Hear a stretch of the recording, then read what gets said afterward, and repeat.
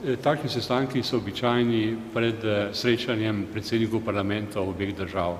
Kot veste, prihodnji teden pričakujem obisk predsednika Hrvaškega sabora, gospoda Luka Bebića, in predtem bom sprejel, oziroma sem že sprejel predstavnike Hrvaške narodne skupnosti v Sloveniji in predstavnike slovenske narodne skupnosti na Hrvaškem. Ker smo imeli pred kratkim sestanek, ki bistveno novega danes nismo mogli ugotoviti, ugotovili smo seveda, da so ti odnosi dobri. Predstavili so mi tudi želje in pobude Hrvatov v Sloveniji, predvsem seveda željo po boljšem financiranju njihovih dejavnosti.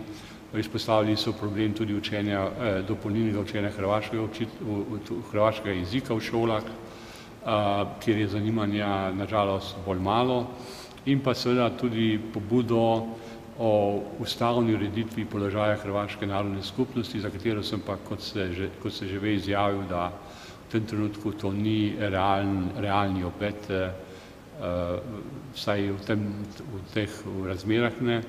In sedaj govorili pa smo tudi o programih za Hrvaško narodno skupnost na televiziji, na javni televiziji in radiju, kjer je pač dejstvo, da zakon ni bil sprejet, ki bi to omogočal.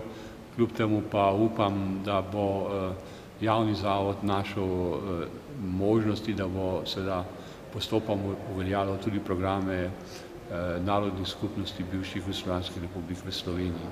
Torej si nekakšen premik, mogoče vsaj majhen, vendarle lahko obetajo? Ja, jaz mislim, glejte, prav gotovo mislim, da je največ možno narediti na področju financiranja. Mislim, da so predstavniki zelo dejavni in mislim, da tu bi morala slovenska država mogoče mičkeno bolj aktivno slediti in jih podpirati pri tej dejavnosti. Zato se bom tudi zavzel pri vladi in pri ministrih, ki pokrivajo to področje.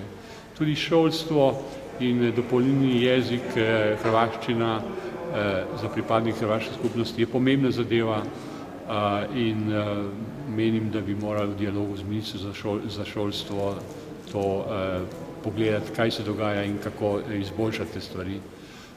Vendar mislim, da so odnosi med obema državama na splošno dobri in da zato tudi obe skupnosti na eni in drugi strani nimate nekih političnih problemov, bolj probleme z tem, ali lahko javne finance sledijo njihovim predlogom in pobudom.